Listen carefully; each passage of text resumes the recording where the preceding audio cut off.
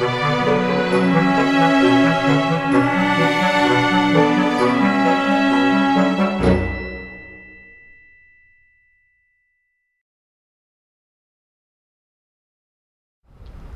to Breaking Down Bergman. I'm David Friend. I'm Sonia Strimban. We're looking at The Devil's Eye. Jag ljuger aldrig för Jonas, om det är det ni menar. Jonas skulle naturligtvis genomskåda det. Jag har hela tiden märkt att ni är ironiska mot Jonas. Ni har riktigt njutit av er ironi. Jag förstår mycket väl att ni och Jonas lever efter principer. Och principerna är heligare än livet. Det var både rått och dumt sagt. Tvärtom, jag sympatiserar mer. Det tror jag inte. Jo, visst. Principlösheten har varit min princip. Sveket min moral, lasten min dygd, utsvävningen min askes. Och gudlösheten min religion.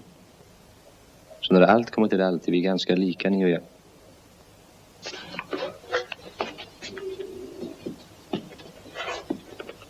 Blev ni rädd nu?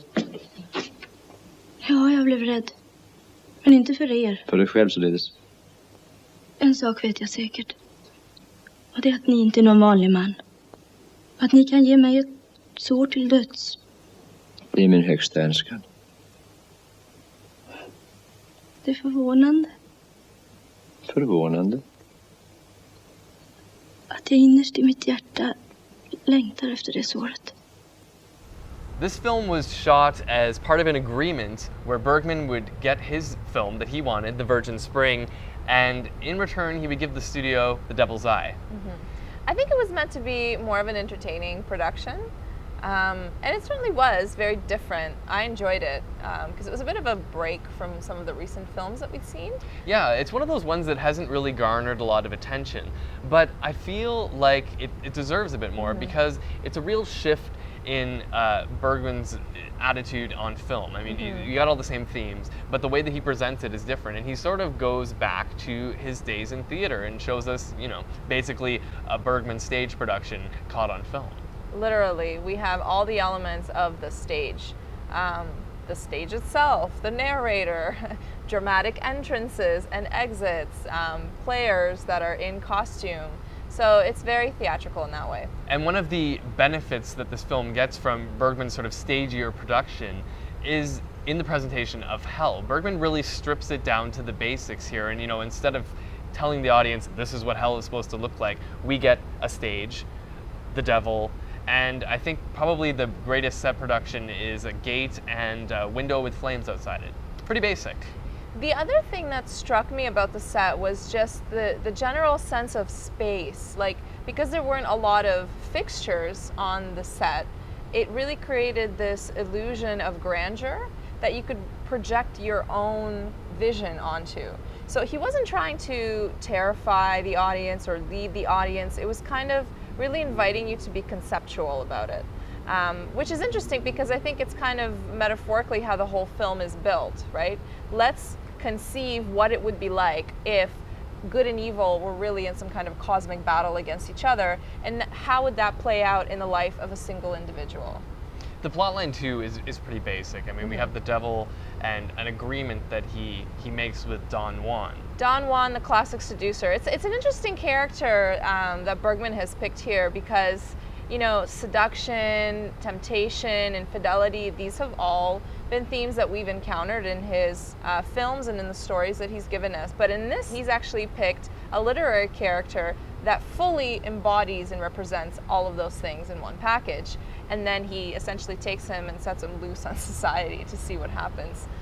So it's an interesting metaphorical play. Yeah, I think what I really liked with what Bergman did here is that with the stripped down set, he also lays bare basically how he feels about love, both romantic love and lust, and focuses on that. We get Bergman really zeroing in on something. Well, I think it's simpler, right? There's the whole kind of, it's like a dark comedy, and it's kind of satirical in the way that he presents his recurring subject matter.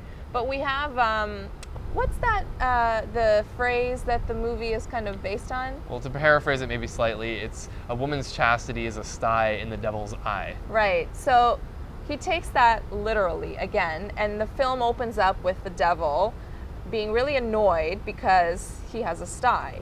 And when he investigates the source of this, he realizes that there's a young woman on Earth, Britt Marie, who is a virgin and is determined to remain so until the day of her wedding. And of course, he can't have this because, well, number one, he has to die, and number two, he's a devil and he's menacing, and he wants to challenge this element of wholesomeness and purity. So he picks his best man, Don Juan, who's languishing and being, tortured like poor Sisyphus or Tantalus in hell, which, to be fair, is a very amusing scene when we have him seducing this gorgeous woman, and then she disappears in this elaborate bedroom, and then she just vanishes.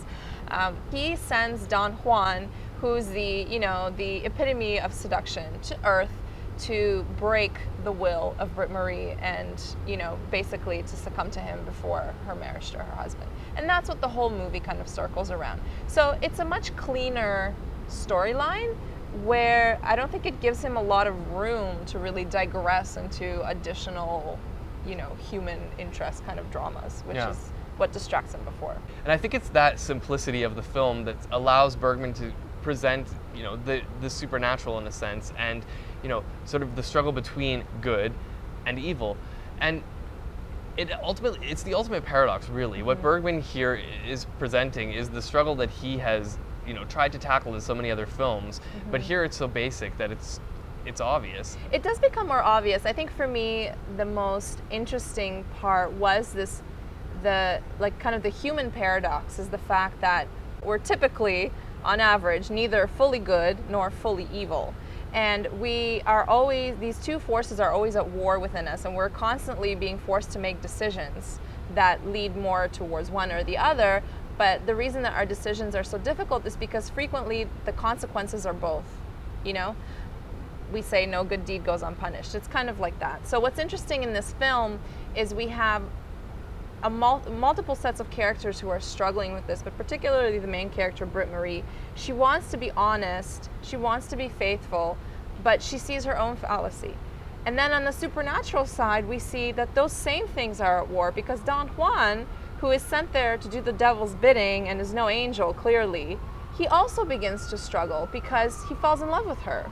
I really liked how he presented it here, the fact that, he sees that romantic love is an ideal that we have, and lust is something that we always are faced with, even when that romantic love seems like it's perfect. And I mean, we've talked about it many times with Bergman, the open-ended films that even though they might seem like they're happily ever after, they aren't, because there's no full resolution. And really what Bergman is saying here is that, you can't have one without the other. Romantic love just doesn't exist in perfection, and lust can sometimes lead to romantic love. Yeah, I think one of the other things that we see in Bergman films frequently is that love is an element of redemption, and it's that human element that we're capable of as noble beings without needing to resort to either religion or propriety or any kind of institution or to the supernatural. We're capable of producing that on our own. And I think that scene, the last scene where that is kind of really summarized for us very nicely, is when Don Juan returns to hell and he has essentially failed both his missions. The one that was given to him by the devil to seduce Britt Marie, and the one that he then kind of adopted for himself to make her fall in love with him for real, because he saw that as a redemptive element. So he failed both ways. And that's when I think he came to the conclusion, to the realization that neither good nor evil is a winner. It's a petty battle in this case, Love is a greater element, and that is redemptive for him. So he kind of rejects both facts, like both God and the devil in the film. And I think that is a continuous struggle that Bergman himself, as a person, is always faced with. Now, there was some criticism from Bergman fans. They say that this film was just a restatement of everything that Bergman did. It was kind of a lazy production, and that he put the camera on a stage. It's nothing that he hadn't done for the past several decades of his life, and he just captured it. But we both agreed that we liked this. I liked it. I liked the film. I thought it was fun. Do I think it's like a revolutionary Bergman canonical, film? No.